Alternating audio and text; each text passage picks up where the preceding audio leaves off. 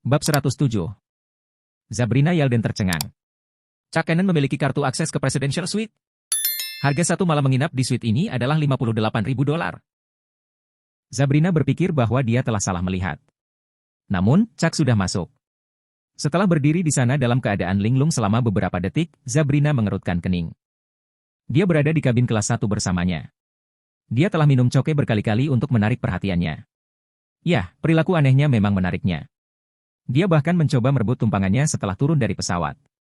Jelas bahwa dia mencoba mendekatinya. Sayangnya, dia melakukannya dengan cara yang tidak disukainya. Dia tidak bertobat setelah Sabrina mengungkap motifnya. Dia datang ke hotel yang sama seperti dia, dan bahkan tinggal di dekat kamarnya. Apakah dia tahu berapa biaya untuk menghabiskan malam di tempat ini? Berapa lama dia harus menyimpan uang untuk membeli ini? Aku khawatir orang ini benar-benar cabul. Dia tergila-gila pada selebriti. Saya harus berhati-hati. Sabrina. Pikiran. Sabrina membuka pintu dengan kartu akses dengan hati-hati. Kemudian, dia segera menguncinya dan meletakkan kursi di belakang pintu untuk mencegah Chuck masuk. Tidak ada yang tidak akan dia lakukan. Sabrina tidak tahu apakah dia harus tertawa atau menangis. Dia tidak menyangka bahwa dia akan memiliki penggemar yang begitu gila.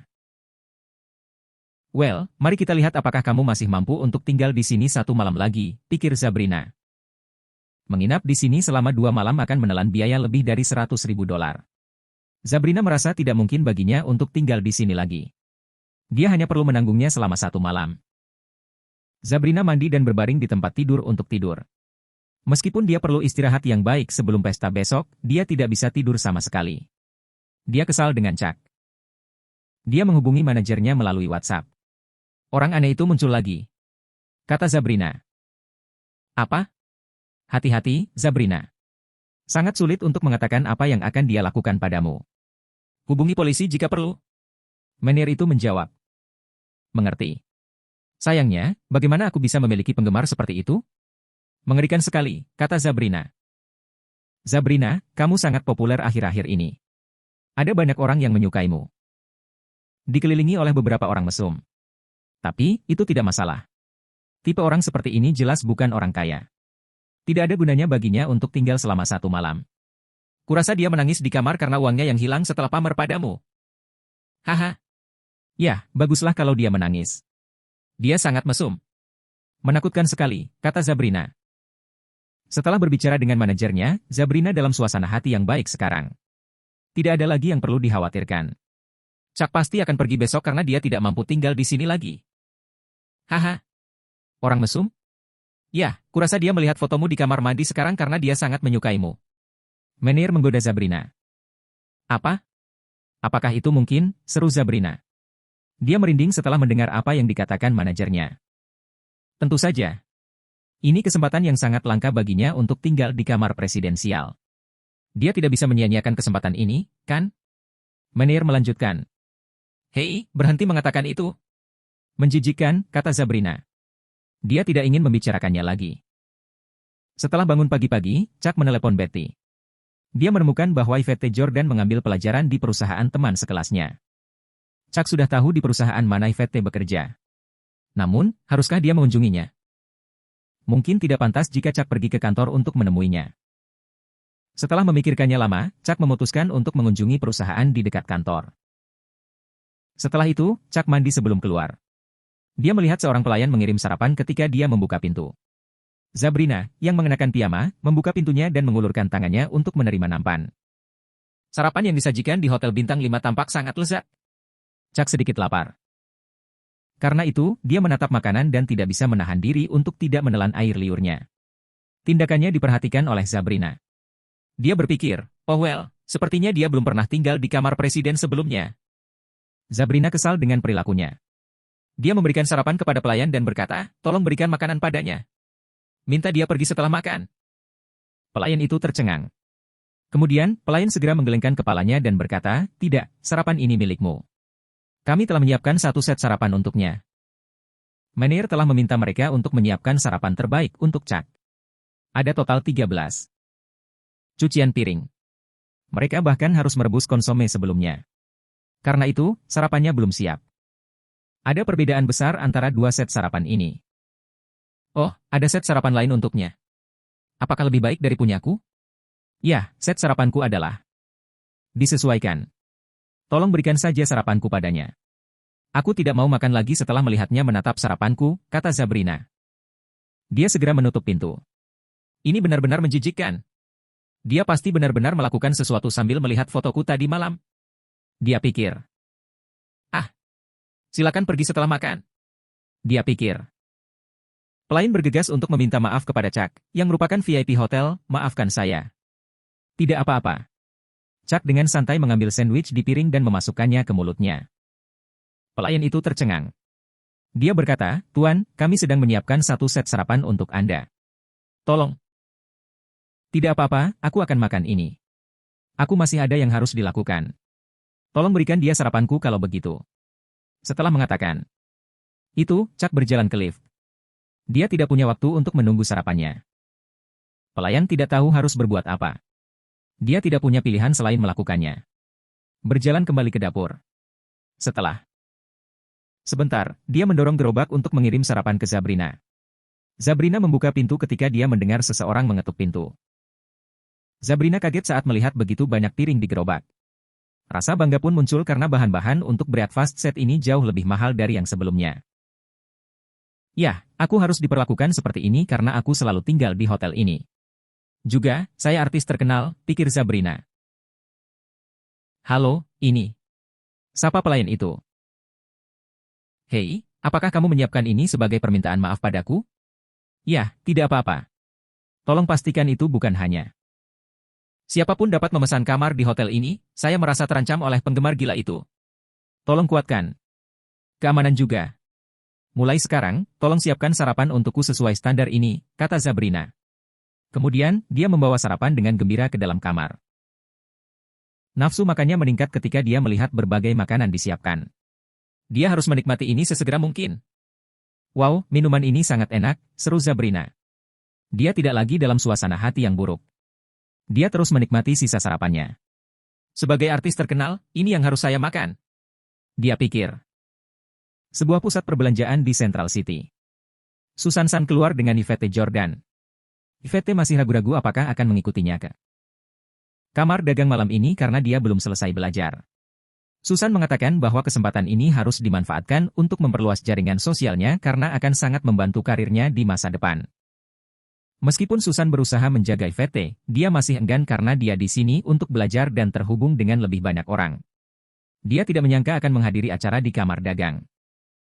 Dia bahkan tidak memiliki pakaian yang cocok untuk acara tersebut. Gaun malam, sepatu hak tinggi, dan perhiasan. Akan dengan mudah menghabiskan biaya ribuan dolar. Dia tidak punya banyak uang. Hei, kurasa aku tidak akan pergi. Yvette berkata setelah berpikir sejenak. Tolong hadiri saja dan jangan khawatir tentang hal lain. Saya akan menyiapkan gaun malam dan hal-hal lain untukmu, kata Susan. Susan menghela napas. Dia bisa melihat melalui Yvette. Dia tahu persis mengapa dia ragu-ragu. Untungnya, tinggi mereka hampir sama. Meskipun bentuk tubuhnya tidak sebagus Yvette, dia seharusnya masih bisa memakai gaunnya. Yvette ragu-ragu sejenak karena dia merasa tidak pantas melakukan ini. Tidak masalah. Kamu harus terhubung dengan lebih banyak orang sehingga kariermu akan memiliki masa depan yang lebih cerah. Jika tidak, bagaimana kamu memiliki kesempatan untuk berhasil? Banyak bos besar yang akan menghadiri acara malam ini. Bukan acara yang sangat besar, seharusnya tidak terlalu sulit bagimu untuk mendapatkan beberapa koneksi lagi. Susan meyakinkan. Setelah ragu-ragu beberapa saat, Yvette akhirnya menganggukkan kepalanya dan berkata, Oke. Terima kasih. Ah, jangan. Kita semua wanita bisnis. Kita harus saling membantu. Ayo pergi sekarang. Aku akan pilihkan kalung untukmu, kata Susan. Kemudian, dia mengajak Yvette untuk menyewa satu set perhiasan. Perhiasan itu terlalu mahal, jadi mereka tidak punya pilihan selain menyewanya. Itu saja harganya sekitar beberapa ribu dolar. Susan dekat dengan pemilik toko karena dia sering menyewa perhiasan di sini. Lagi pula, terlalu mahal untuk membelinya. Keduanya masuk ke dalam toko. Setelah menyapa bos, mereka mulai memilih beberapa perhiasan. Yvette masih merasa terlalu mahal untuk membayar ribuan dolar untuk menyewa perhiasan hanya untuk satu malam. Dia benar-benar tidak mampu membelinya. Setelah melihat mereka sebentar, Yvette akhirnya mengambil sebuah kalung. Susan mengetahui bahwa Yvette memilih kalung yang harganya hanya sekitar 1.000. Dia menghela nafas dan berkata, Yvette, kamu harus mendapatkan pacar baru. Dia merasa Yvette sangat hemat karena pacarnya tidak kaya. Tidak akan menjadi masalah baginya untuk membayar 50 atau 60 ribu dolar untuk sebuah kalung jika pacarnya kaya. Bab 108. Yvette Jordan tercengang setelah mendengar apa yang baru saja dikatakan Susan San.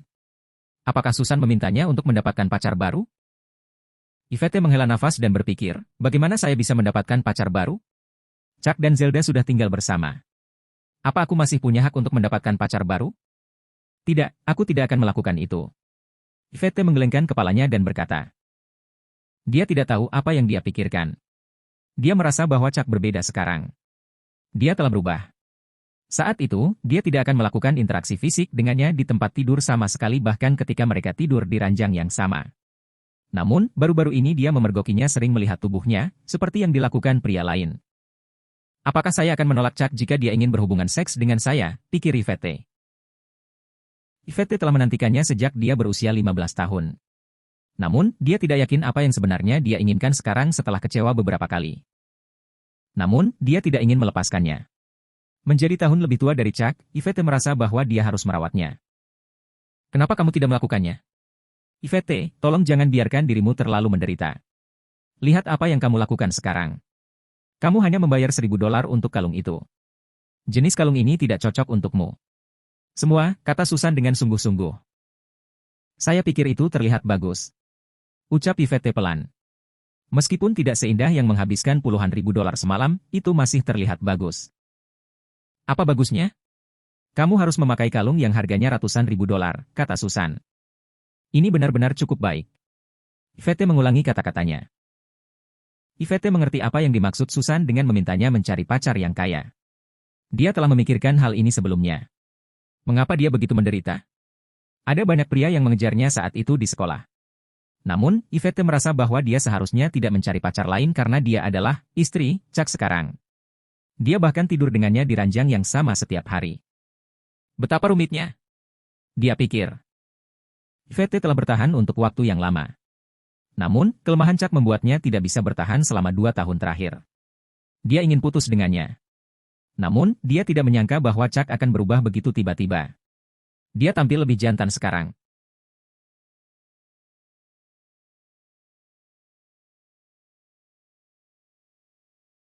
Yvette, sangat mudah bagiku untuk mengetahui apakah kamu menjalani kehidupan yang baik. Ya, aku belum pernah bertemu denganmu. Aku tidak akan membiarkan diriku menjalin hubungan dengan pria seperti itu. Bahkan untuk 1 hari pun. Yvette, tolong katakan yang sebenarnya. Apakah pacarmu memberimu uang saku? Susan bertanya dengan nada serius. Meskipun saya tidak menghasilkan banyak, saya merasa saya punya cukup uang. Dia tidak perlu memberi saya uang saku.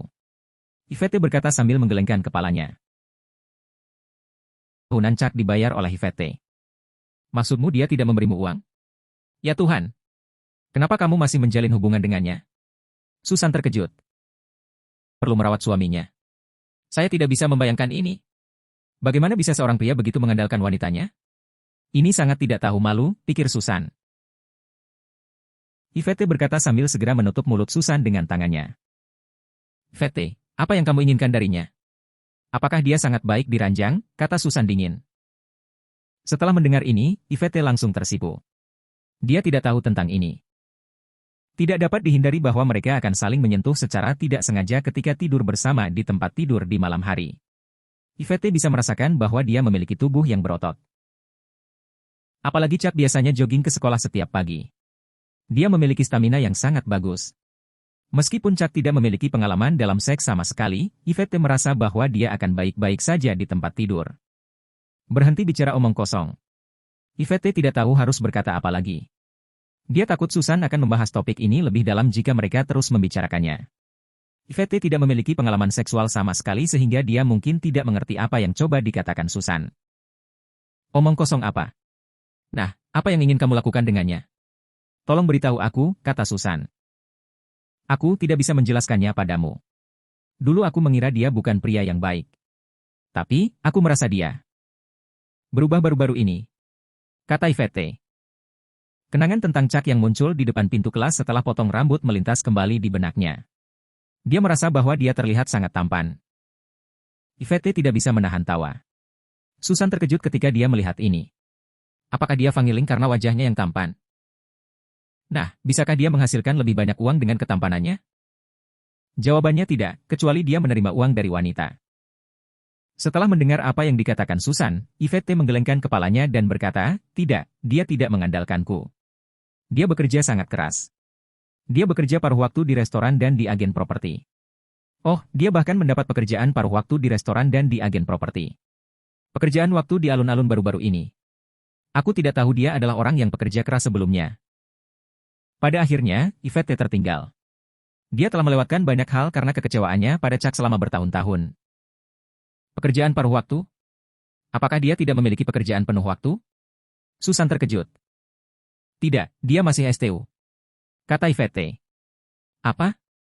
Apa dia masih belajar bekerja? Tahu nggak, ini cuma alasan buat cowok yang nggak mau kerja.